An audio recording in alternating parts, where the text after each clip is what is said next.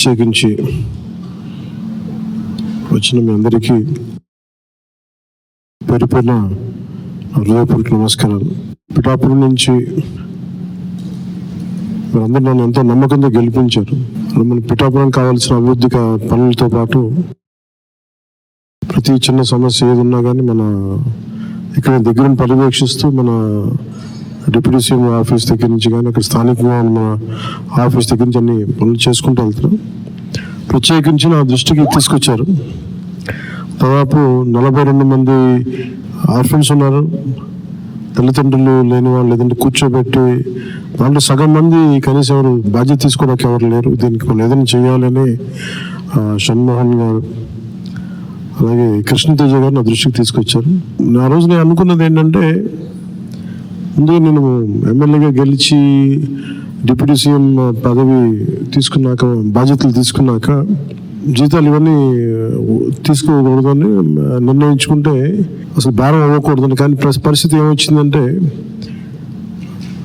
చాలా మిగతా వాళ్ళందరూ కూడా ఇబ్బంది అవుతుంది. అందువల్ల ప్రత్యేకించి నేను తీసుకొని అది ఎవరికి ఖర్చు పెట్టాలి అని అనుకుంటే, నాకు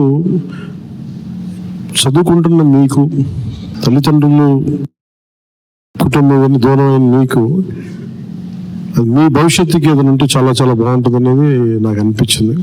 దాని తగ్గట్టుగా అడుగు వేసాం. సో నాకు వచ్చే జీతంలో మొత్తం ఆ డబ్బంతా ఇట్లా మీ భవిష్యత్తుకి, ఈ పదవి ఉన్నంతకాలం, ప్రభుత్వం ఉన్నంతకాలం మీరు సంపూర్ణంగా చదువుకునే వారికి నెలకి 5,000 రూపాయలు చొప్పున మీకు అందజేయడం జరుగుతూ ఉంటుంది. ముఖ్యంగా ఇది మీకు ఎంత సహాయపడుతుంది అనేది మీరే చెప్పాలి నాకు. మన ఉన్నతాధికారులు అందరూ ఆలోచించారు. దీంట్లో ఎక్కడ కూడా ఒక కులం కానీ అనేటట్లు, దాంట్లో అన్ని కులాలు ఉన్నారు, అందరూ ఉన్నారు.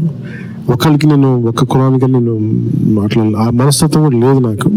సో మనస్ఫూర్తి ఇంకోసారి మీ దృష్టికి తీసుకొస్తూ ప్రత్యేకించి మీ అందరికీ, అంటే ఇది పని చేసి సంపాదిస్తున్నాం, ఒక ప్రభుత్వం తరపున పని చేస్తూ దాని నుంచి వచ్చిన జీతం చాలా బాధ్యతగా,